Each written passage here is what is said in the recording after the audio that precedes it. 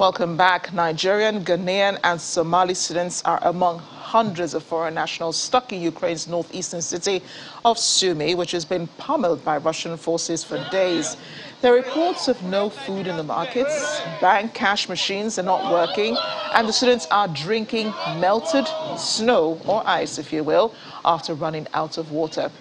Nigerian and Ghanaian governments have been repatriating the nationals who are fleeing the conflicts in Ukraine. The first groups arrived back home last week. More than 1,000 Ghanaian students were living in Ukraine until Russia invaded the country. The West African nation has so far made 2 repatriation missions. Nigeria is expected to evacuate 5,000 citizens who crossed from Ukraine to the neighboring countries of Romania, Poland, and Hungary. Well, going to devastating situations like the war in Ukraine could be quite traumatizing, especially for these young Nigerians who've never witnessed a war and were now trapped in a conflict. Over 1,000 African students have been able to return home and are relatively safe for now, but there are fears of post-traumatic stress setting in as a result of the impact of fleeing for their lives. Joining us now to discuss this and more is Dr. Maimuna Kadiri. She's consultant she's a psychiatric consultant as well as one of the experts in the field. She's also a mental health advocate. She joins us from Lagos on this Zoom call, as well as Eniola Badijo, who just returned from Ukraine. Ladies, thank you for joining me on the program. I'm happy to see that you're doing well. Eniola, we had spoken to you while you were back in Ukraine, and you're back in Lagos. You've been around for a little more than a day, I should say. How are you feeling today? Good morning, Ma. I'm feeling okay. I'm feeling good, and I'm thankful to be back home to my family. So tell us about the process, your journey coming back to Lagos. We already know about how you got across the border, and we already know how you worked long hours even before you were able to get across the border, and the harrowing experience that you had with, some of the officials who were trying to push some Africans back from making that crossing. But beyond that, it's been good news, right? Yes, good news. So my journey back to Nigeria has been really traumatic and it has been really stressful.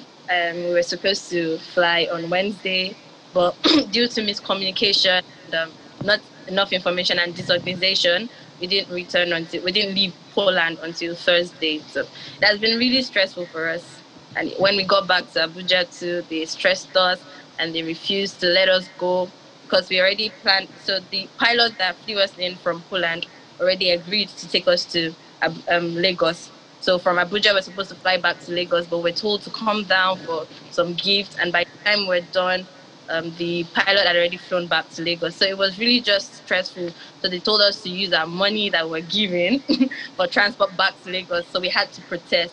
We didn't leave Abuja until 3 o'clock in the morning. That was on Saturday morning. Yeah, but now you're back. And what was the reunion like between you and your parents and your loved ones who have been with you on the phone, trying to find out about your well-being, calling and stressing out here in Lagos and all of that? Sorry, I didn't get what you said. Sorry. The reunion between you and your loved ones in Lagos. Tell us about it. Were Yes. they overjoyed? Were there tears? Emotional? What was it like? It was emotional and they were also overjoyed. And we're just thankful that I needed help. Right. Dr. Maimuna Kadiri, you have seen, even much worse, cases like this. A doctor earlier this morning talked about PTSD, but before that is the initial stages, of this. Right now, there's a lot of, euphoria regarding the return of these people, and it could all get lost. The real feelings that come out, when they probably sit down and process what they've been through, would come out much later. But what do you make of this initial stages and what they're going through right now? It still looks surreal, I guess. Thank you very much, Eniola. I'm sending you lots of virtual hugs from where I am. It's not easy. being a youth, being in a foreign land, and facing, even if you're not part of the war, knowing that there's a war around you and being able to go through your, the trekking and eventually back home to your loved ones. Amarachi, let me build the case here before we go into what they are really into. What they can go through right now, it can be immediate, short, and on a long-term basis. Let's take this as a case in time with facts backing from scientific and World Health Organization. It has been well documented that half of all mental illnesses start before the age of 14 and two-thirds before the age of 24. We are still within the COVID-19 global pandemic. And just last week, World Health Organization released a document stating that there has been an exponential increase, 25% increase in the rate of anxiety and depression. And the people bearing this grunt are majorly women and young adults. And that young adults are disproportionately at risk of suicide and self-harming behaviors. And when you look at migration and mental health, numerous studies have also shown how much they can face with culture shock, racism, and let's not go with the vulnerability risk factors that some of them may already be going through, either from coming from a domestic violent home or positive family history of mental illness. Now, they are in that age group of teenagers and young adults, and they are in a foreign country. Why they came back home? Yes, we saw that they said they were giving $100, and Yola has also even testified to, they were giving something. They got reunited with their family, which took care of their, family support, prayers that everybody has been praying for them globally, which took care of their spiritual support. Physically, they did PCV, COVID-19 tests when they came. What is the missing link? Their emotional well-being has been taken into cognizance.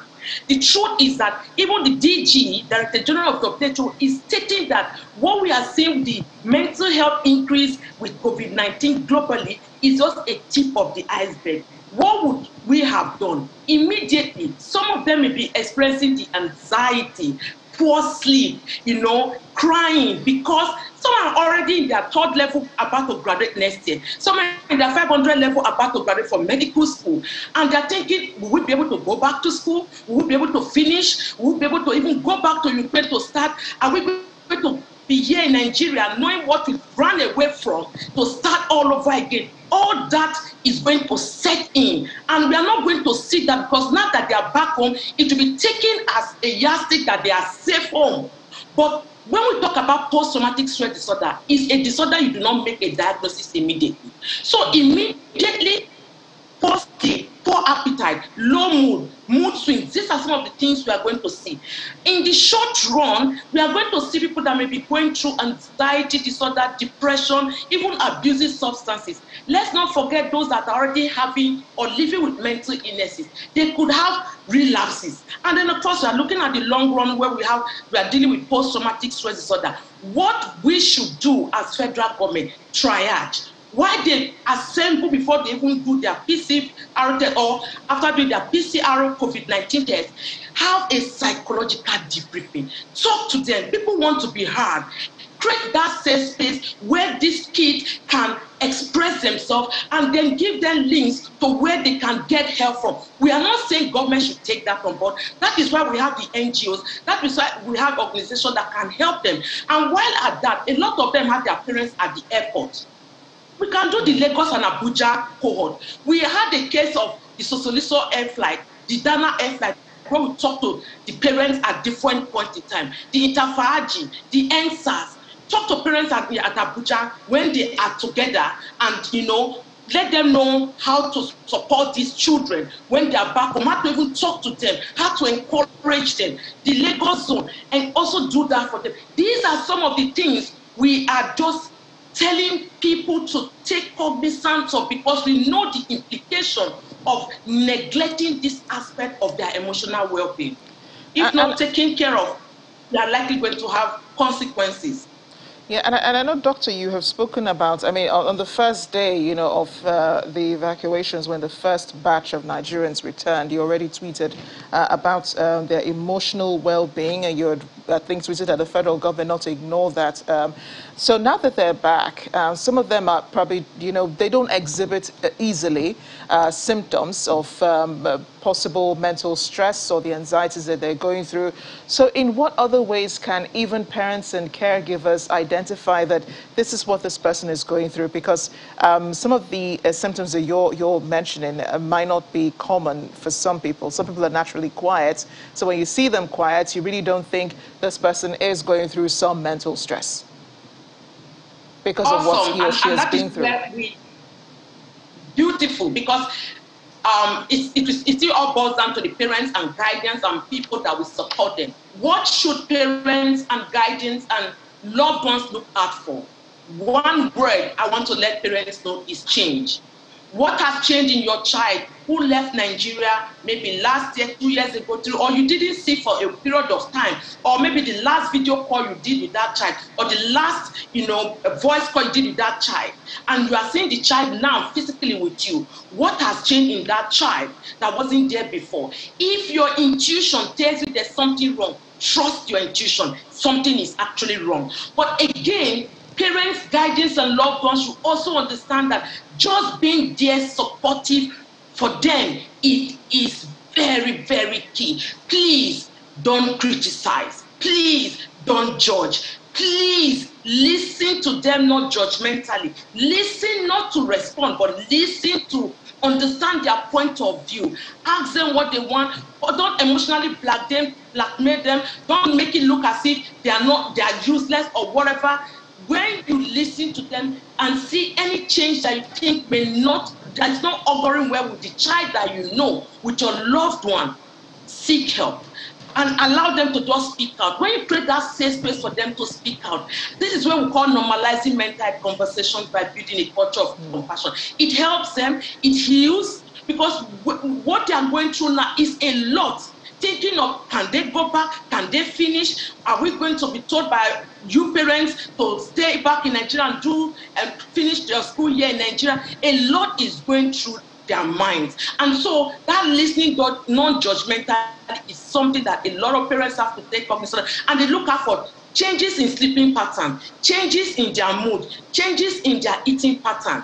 Not wanting to talk to the family members. So if they are not ready to talk now, just being there and using the 3-letter words, I am here, is enough. But if you think they need more than that, reach out and let them get professional help. There's nothing wrong with your child getting professional help. I've just ruled out the statistics according to the World Health Organization that are faced by the young people. So please, parents, don't be silent on this. You need your child in totality. The wholesomeness of your child is very important. Aside from the physical, their mental well-being and mental awareness is paramount in their pursuit for greatness. Indeed, and we have a case study with us, Eniola, who has just returned. Eniola, have you begun to feel any anxieties regarding, possibly your future? I know you left a life back in Ukraine, your school, and you didn't come back with everything anyway. You just came with the essentials. So, are there some of these symptoms that Dr. Kadiri is mentioning that you're already experiencing? I've been thinking a lot about what's going to happen because I'm in my final year and I was supposed to graduate in 3 months. But I have really supportive family members and all my family members have been calling. So for now, for this week, I just want to rest and think of possible options and just move forward. But yes, I will be fine. I'll talk to my parents, other people if I need help. You see, Doctor, there's something she said, and I think that's really important. When people say, I will be fine, most times they're trying to cover up something, right? They don't really want to talk about their feelings. What do you make of this? So, it's good she says she's fine. There's nothing bad in it. And it's good she's hearing us now. And at least just listening to herself and knowing if there's anything that she thinks that may be going on with time. So we all have our healing capacity. We all have our resilient level. And of course, the support we get from family members and loved ones is also very, very important. So I am fine does not mean that you are covering up totally. I'm fine may just be in your current state of mind as it is right now. But you have to listen to yourself. You have to know, is there something I need to say? Is there something I need to do? Is there something, if for any reason I'm having these challenges or having these difficulties, where is that outlet that I need to, reach out to? She has said she has supportive family member, which is very, very key for her as it is. So if at any point in time, Eniola, you aren't feeling fine, it's okay not to be okay at times. Just talk to that mom, talk to somebody. I think you need something, more professional help. Yeah, there's nothing wrong in it. Yeah, and you can reach out. Time. Yeah, and she can reach out to you, of course. You're very active on social media, Dr. Mimuna Kadiri, so she can find you, if she and others as well. I want to talk about those who are still stuck in Sumi, and I know that many of them have tried to leave the city, and now the Russian government announced a ceasefire this morning. They still haven't lifted off. They still haven't left the city. How do you think they're feeling right now? Some of them might be watching other videos of people who have made it across, who have landed in Nigeria, and who are already moving on with their lives, and they're not knowing whether they will. We're hoping that they make it out soon before things begin to happen. What do you make of what might be going through their minds at this time? When I watched that video that they made, it broke my heart, because we can only just imagine. We will not know exactly what they are going through, and that is just the truth about it. If you are not faced in a particular situation or facing a particular challenge, you will definitely not know exactly how others feel. But we are looking at young people, teenagers, young adults, who in their pursuit for better education and greatness, they are stuck in a different country that is different from their weather, no family support there. A lot to be going through their minds, a lot. And because of the fact that just last week, with what I said, the World Health Organization released that young people are disproportionately at risk of suicide and self-harming behaviors. They need that. They just need to be with their family members first. Let's get them to that safety. Whatever may be going through their mind, with family support, some of them will get out of it. But of course, we know some people may need more help than some other people. But right now, the anxiety is high, the challenges of what will happen with something, will I die? All these are some of the things that their brains cannot even phantom, because their brains are still growing. The brain won't stop growing until in their mid-20s. And these are kids that are in a different location, faced with the war. So we need them first, safety, and then give them the emotional support that they truly need.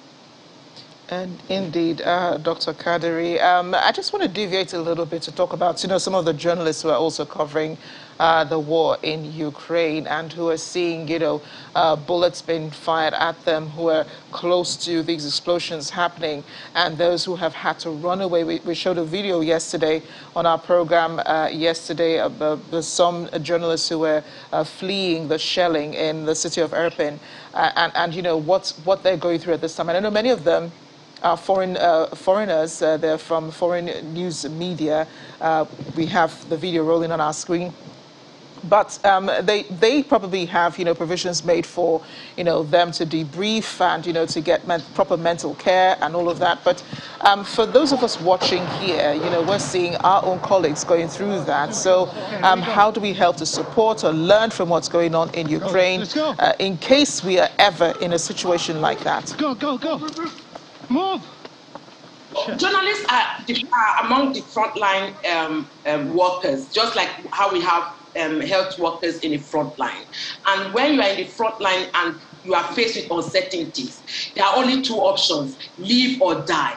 And you never know when that death can come. You never know when it will hit home. And so in the mind of a journalist in the war zone, they've already almost given up until they survive what they are going through. So I would strongly put it through that Anybody that can give support, like if for any reason they reach out or they are able to be reached, it's good to give them that support. But prayers, there's nothing still, far from, having to pray for them to be able to heal. But the truth is that a lot is going through their minds because anything can happen, even being in that safety. So safety first, even if you're in the war zone, safety is very, very key and paramount. While you are getting that support spiritually or emotionally, safety is still very key, because aside from this, when they come out, that debriefing is important. That support with time, counseling that can go through for a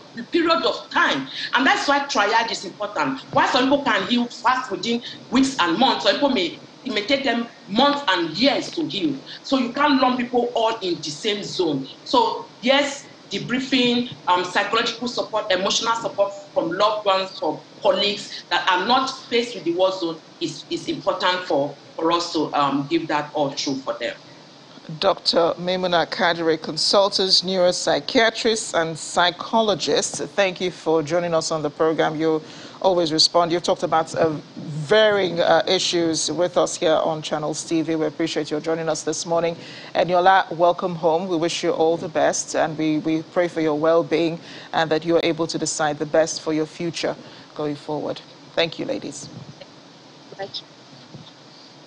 Thank you. We have more stories coming up after the break, as well as issues. Streaming service Netflix says it's pulling out